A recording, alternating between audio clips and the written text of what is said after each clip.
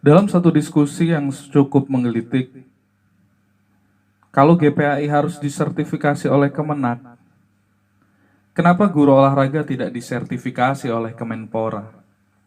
Kenapa guru ekonomi tidak disertifikasi oleh Kementerian Keuangan? Kenapa hanya GPAI saja yang harus disertifikasi oleh Kemenak?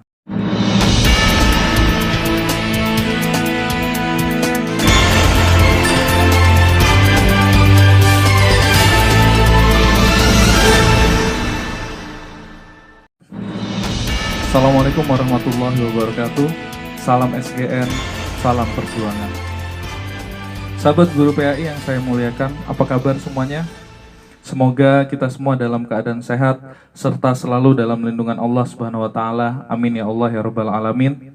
Pada kesempatan kali ini kita akan melanjutkan pembahasan kita tentang berlikunya perjuangan GPAI menuju profesional bagian 3 yang merupakan episode terakhir dari trilogi pembahasan tentang sulitnya GPAI memperoleh hak sertifikasi.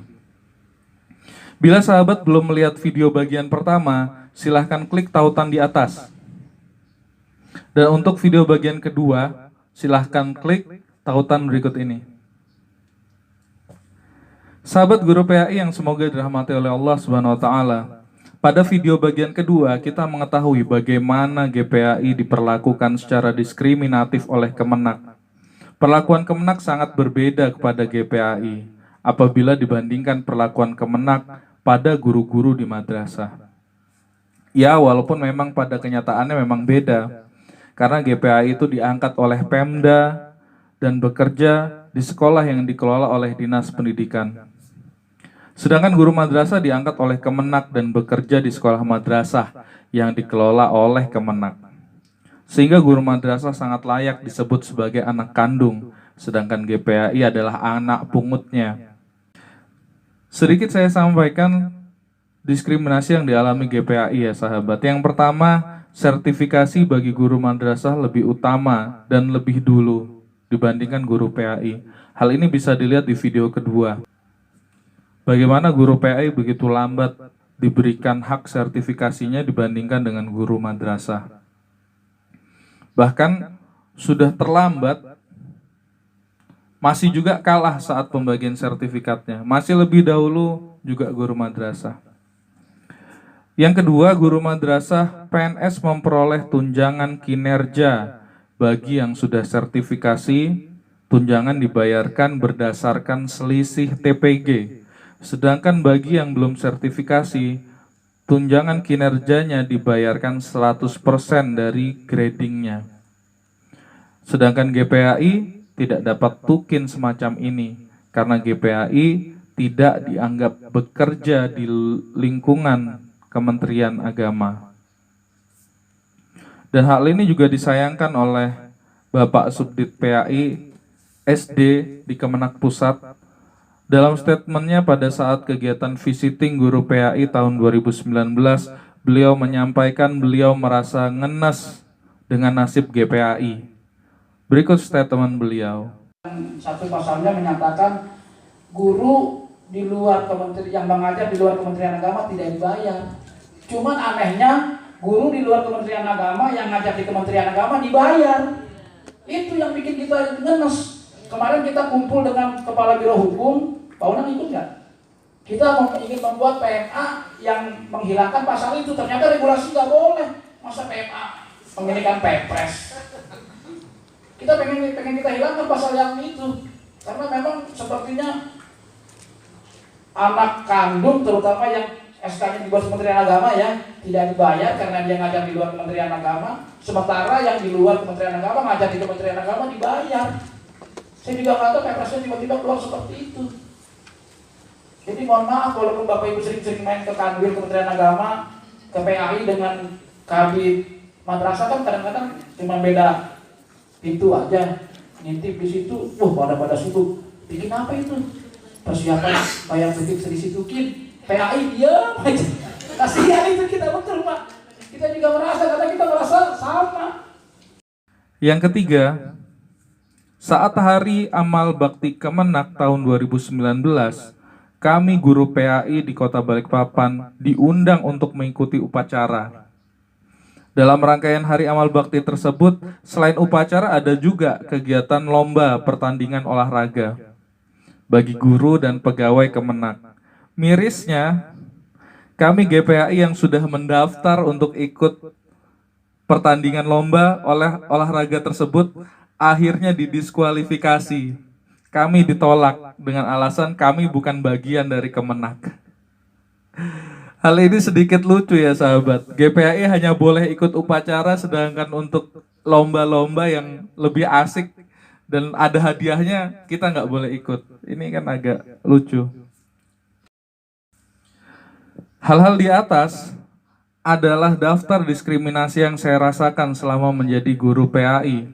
Para sahabat yang lain bisa melanjutkan daftar diskriminasi yang dilakukan oleh Kemenak di kolom komentar bila ada tambahan, atau bila para sahabat juga merasakan hal yang sama.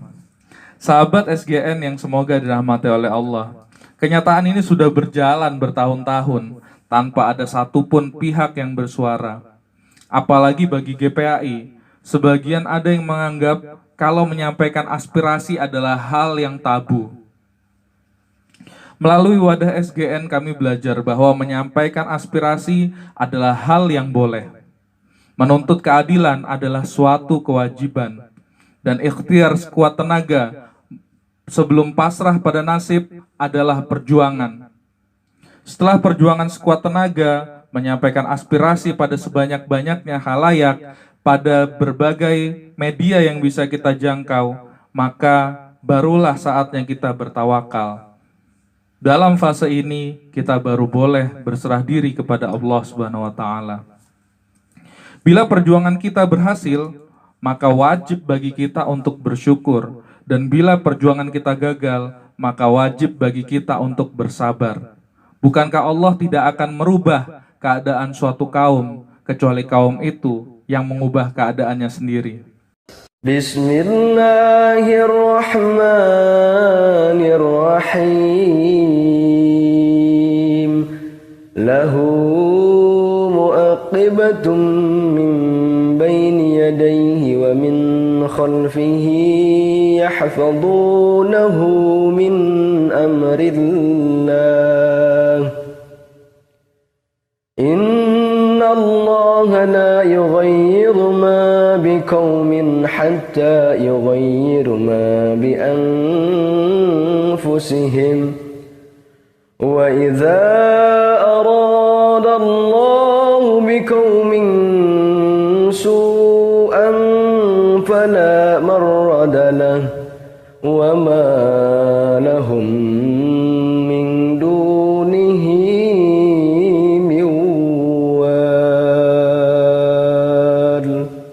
Artinya bagi manusia ada malaikat-malaikat yang selalu mengikutinya bergiliran di muka dan di belakangnya.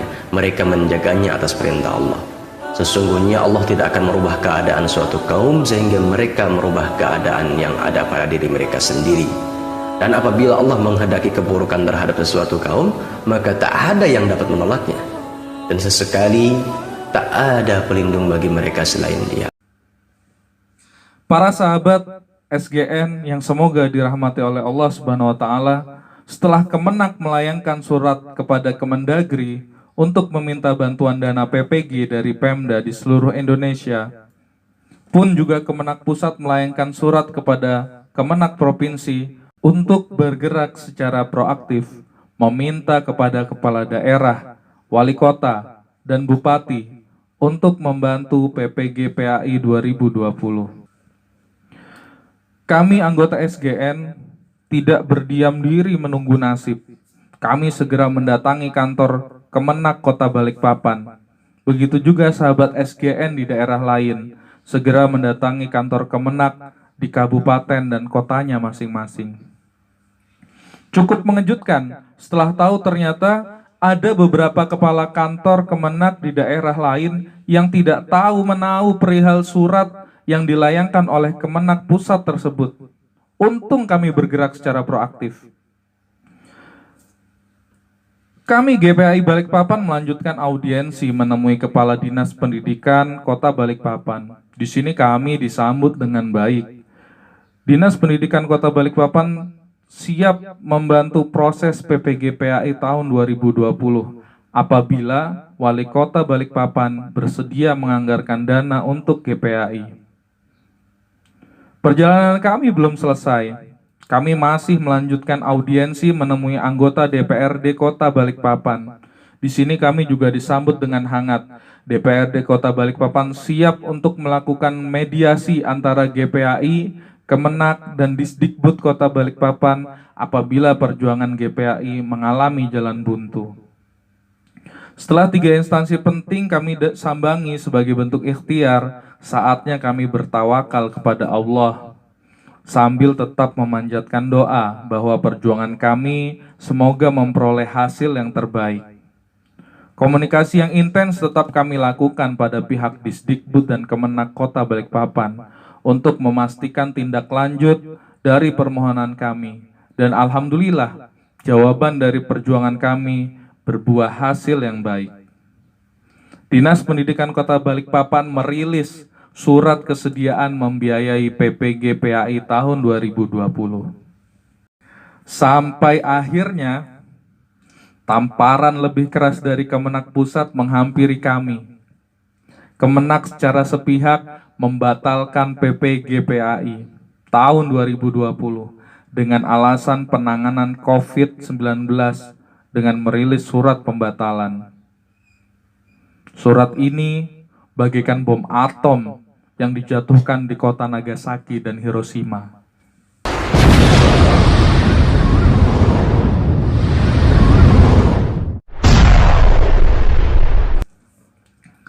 Kami sok tak tertahan. Setelah perjuangan panjang yang penuh drama, Kemenak dengan entengnya membatalkan PPGPAI tahun 2020. Setelah penantian selama puluhan tahun meraih gelar profesional, harapan kami dipupuskan oleh Kemenak secara serampangan. Apalagi setelah mengetahui ternyata PPG Agama Kristen tetap berjalan dan malahan sudah berjalan sejak bulan Maret tahun 2020. Apakah ini yang disebut dengan adil?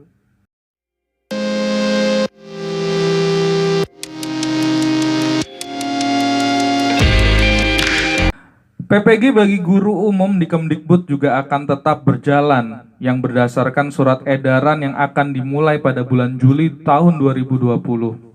Apakah Kemenak bisa belajar dari Kemdikbud? Setelah mengalami berbagai diskriminasi ini, apakah GPAI masih harus di bawah pembinaan Kemenak? Setelah surat pembatalan PPGPAI dirilis, SGN juga segera merilis surat terbuka yang viral di media sosial seperti Facebook, WhatsApp, Telegram, dan YouTube. Dengan harapan surat ini bisa dibaca oleh khalayak banyak, terutama para pemangku kebijakan, bahwa nasib GPAI tidak baik-baik saja, bahwa GPAI sedang dizolimi, bahwa GPAI mengalami diskriminasi. Kami juga bersyukur dan berterima kasih kepada Akpai Pusat yang mau menyuarakan laksanakan PPGPAI tahun 2020. Semoga Akpai tidak hanya menyuarakan, tapi juga benar-benar mau memperjuangkan PPGPAI tahun 2020 ini. Dengan cara bersurat resmi kepada Dirjen Pais Kemenak Pusat contohnya. Sahabat SGN yang semoga dirahmati oleh Allah. Bagi seorang guru, sertifikasi merupakan hal yang sangat penting sebagai pengakuan guru profesional.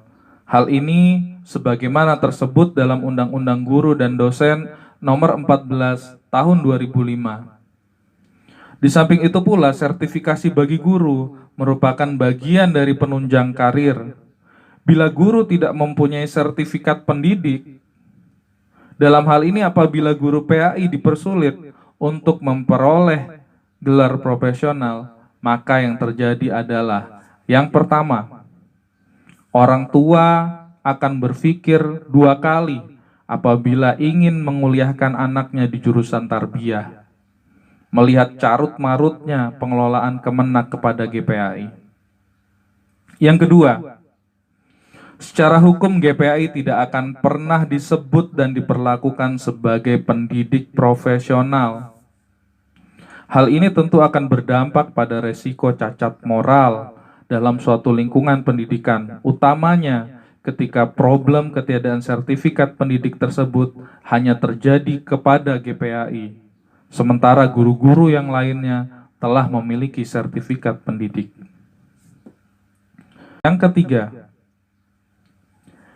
tidak dapat mengikuti seleksi calon kepala sekolah. Kepala sekolah merupakan jabatan tertinggi bagi seorang guru dalam lingkup sekolah.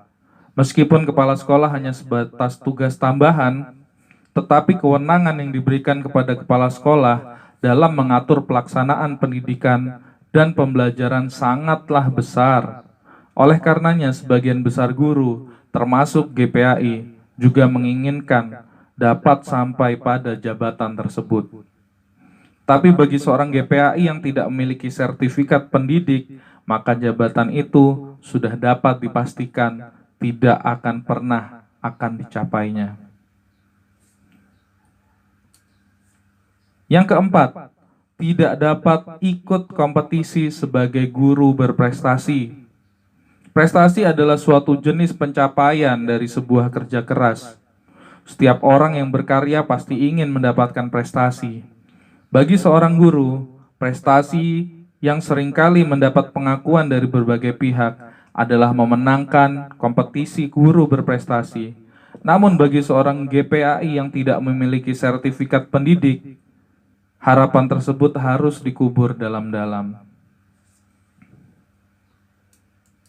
Yang kelima, gagal sejahtera. Meskipun persoalan rezeki ada di tangan Tuhan yang Maha Kuasa, tetapi bagi seorang guru, besarnya tunjangan profesi yang diberikan kepada guru yang telah bersertifikat pendidik sangatlah bermakna, guna menunjang totalitas pengabdiannya dalam mencerdaskan anak bangsa. Namun bagi seorang GPAI yang tidak memiliki sertifikat pendidik, maka untuk mendapatkan jumlah penghasilan yang sama dengan sesama guru yang sudah sertifikasi, dia harus nyambi aktivitas atau pekerjaan yang lain. Karena meskipun beban tugas yang diemban di sekolah itu sama, tetapi take home pay mereka berbeda secara mendasar. Dan ini merupakan benih kecemburuan. Yang keenam, eksodus besar-besaran. Kesabaran dan daya tahan setiap orang berbeda-beda. Bagi sebagian GPAI, mengajar adalah pengabdian dan ibadah, tanpa harus melihat upah yang diterima. Tetapi bagi sebagian lainnya, mengajar adalah sebuah profesi yang menuntut adanya pemenuhan hak dan kewajiban secara seimbang. Ketika seorang GPAI di dalam satu lingkungan pendidikan merupakan satu-satunya guru yang tidak profesional, tidak berkesempatan dalam pengembangan diri dan karir, serta jabatan, serta tidak disejahterakan, sementara pada saat bersamaan dengan beban kerja dan tugas yang sama, guru-guru lain mendapatkan semuanya, maka salah satu pilihan yang diambil adalah mutasi. Sebagian GPAI ada yang sudah mutasi menjadi guru kelas, dan sebagian lainnya mutasi ke jabatan struktural. Hal ini nyata telah terjadi di berbagai daerah di Indonesia. Video ini atau video serupa ini lainnya semoga didengar oleh banyak pihak, semoga didengar oleh para pemangku kebijakan, semoga didengar oleh pihak ombudsman, sehingga bisa membawa perubahan mendasar dalam sistem pendidikan agama di Indonesia. Dalam satu diskusi yang cukup menggelitik, kalau GPAI harus disertifikasi oleh Kemenak, kenapa guru olahraga tidak disertifikasi oleh Kemenpora? Kenapa guru ekonomi tidak disertifikasi oleh Kementerian Keuangan? Kenapa hanya GPAI saja yang harus disertifikasi oleh Kemenak? Kalau ada yang bilang alasan GPAI harus di bawah payung Kemenak adalah supaya GPAI tidak terpapar radikalisme. Justru sesungguhnya GPAI adalah korban dari radikalisme kebijakan di Kemenak. Tolong jangan dibolak-balik. Melihat kenyataan yang seperti ini, apakah masih bilang bahwa GPAI baik-baik saja? No, GPAI tidak sedang baik-baik saja.